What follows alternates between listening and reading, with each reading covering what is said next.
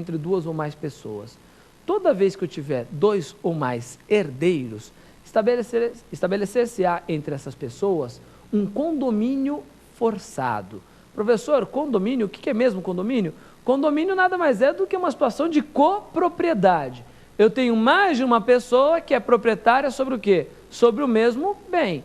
Ora, se eu estou comprando junto com meu irmão um terreno, nós somos condôminos de forma voluntária. Agora vejam, se o pai faleceu e os dois filhos estão recebendo a herança, cada um uma cota da herança, eles são coproprietários daquela herança porque desejavam? Não, porque aquela situação foi forçada pela sucessão do pai.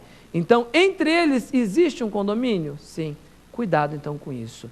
No direito das sucessões, toda vez que eu tenho mais de um herdeiro recebendo esse mesmo direito, essa mesma herança, eu tenho que respeitar as regras com relação a esse condomínio. E qual é a principal regra que cai em prova? A questão do direito de alienar essa cota à parte, o direito de ceder a outrem o seu direito hereditário. Então vejam, vamos imaginar que o pai faleceu, deixou 3 filhos, filho A, filho B, filho C, cada um com 1/3 da herança. O filho A resolve falar assim, estou vendendo a minha cota à parte, só que em vez de oferecer para os demais, ele vai lá e vende para uma outra pessoa. Ele pode fazer isso de forma livre? Resposta não. Por quê?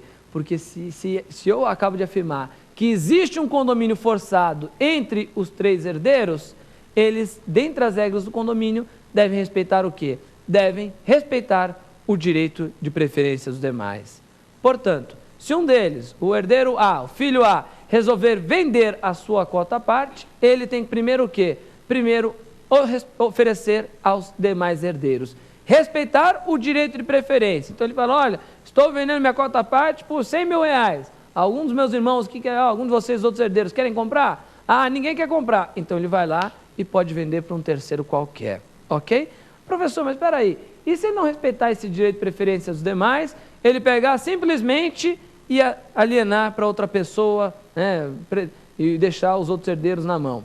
Observe, nessa situação, os herdeiros que foram preteridos, ou seja, os herdeiros que foram desrespeitados no seu direito de preferência, eles podem ingressar com uma ação específica. Ação essa conhecida na doutrina como ação adjudicatória de quinhão.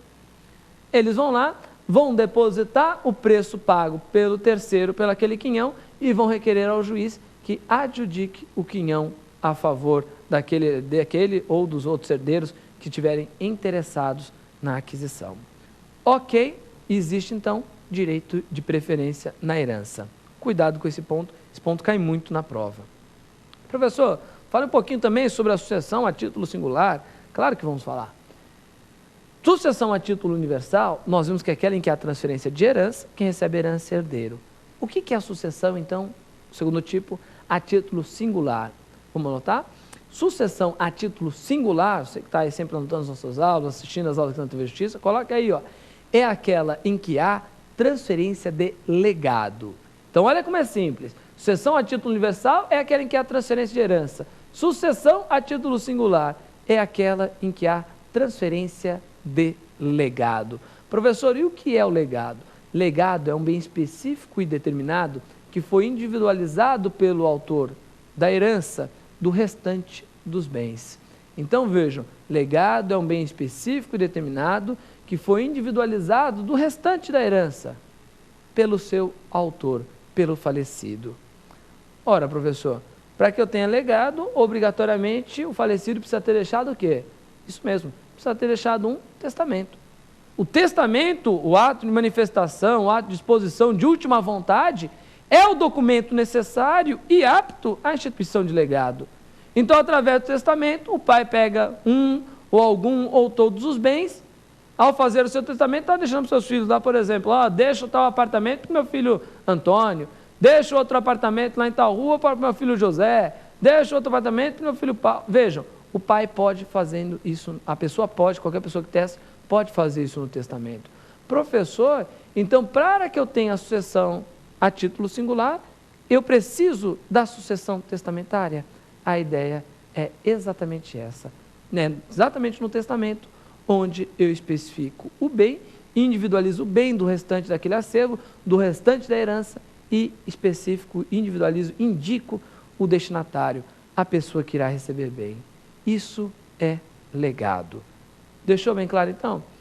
Professor, então peraí, uma pessoa que está fazendo um testamento, ela é obrigada a instituir legado sobre todos os bens? Cuidado com essa pegadinha de prova. Resposta não, a gente acabou de falar. Legado pode ser instituído sobre sobre alguns ou sobre todos os bens.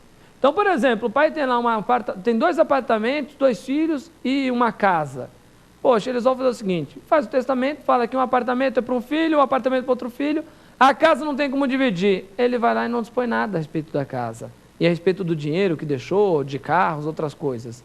Vejam, o que nós teremos? Nós teremos uma sucessão a duplo título. Isso pode ocorrer, professor? Claro que pode, é muito comum. Aliás, normalmente quando uma pessoa deixa testamento, é raríssimo ela instituir legado sobre todos os bens. Então, normalmente, nós temos a sucessão sendo deferida a duplo título. A mesma pessoa pode eventualmente receber na qualidade de legatário, pode receber, portanto, a título singular, como também pode receber a título universal como herdeiro. Poxa, professor, não sabia que isso era possível. Ficou sabendo a partir de agora, então. A sucessão em nosso país ela pode ser a título universal, pode ser a título singular ou, simultaneamente, a título universal e a título singular. Ficou bem claro aqui, gente? Fácil? Vamos lá. Professor, e o que mais que eu preciso saber a respeito do direito das sucessões? A respeito da abertura da sucessão. Hoje em dia é quase que o tema mais recorrente nas provas, a questão, a indagação a respeito de que momento que ocorre a abertura da sucessão. Pergunto aos senhores, é no exato instante da morte ou é no momento em que os herdeiros pedem a abertura do inventário? E aí, em que momento é que eu tenho a abertura da sucessão? Cuidado, gente, não existe qualquer dúvida a respeito disso, nem divergência doutrinária. O momento da abertura da sucessão é no exato instante da morte. Quando uma pessoa falece, automaticamente, no milésimo segundo que ela faleceu, automaticamente está aberta a sucessão. E qual é a principal consequência dessa regra, professor?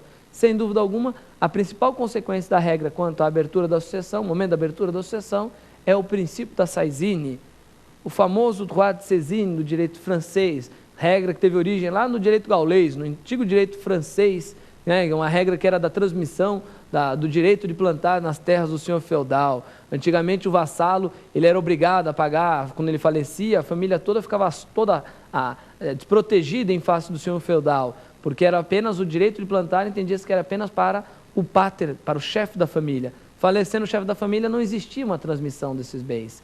Lá na época, eles entenderam que o quê? Se revoltaram contra essa regra, pela qual não existiria uma transmissão dos bens dos filhos para os pais, do direito de plantar para os pais, e acabou erigindo esse que hoje é conhecido como o princípio da saisine. E o que é o princípio da saisine hoje? O princípio da saisine é o princípio pelo qual, no exato instante da morte, tanto a propriedade quanto a posse indireta são transmitidas automaticamente aos herdeiros.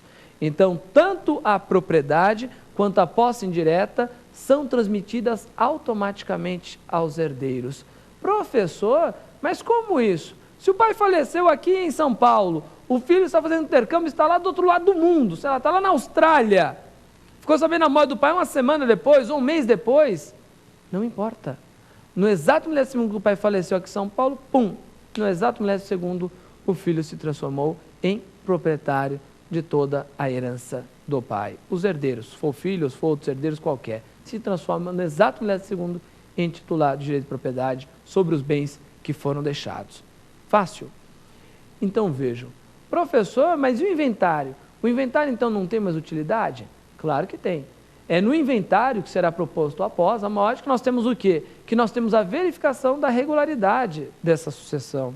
É no procedimento inventário que nós vamos verificar verdadeiramente o que é herança, o que compreende herança, se a pessoa deixou ou não um testamento, vamos verificar quem são os herdeiros, se tem legatários, quem são os legatários, vamos separar o legado. Isso tudo é feito no procedimento de inventário, que também vai acabar permitindo a oficialização da transmissão. Porque, veja, o princípio da saisine é uma ficção jurídica.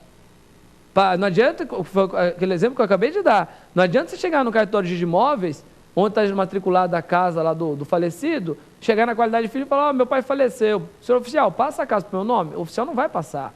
É para isso que existe o procedimento de inventário,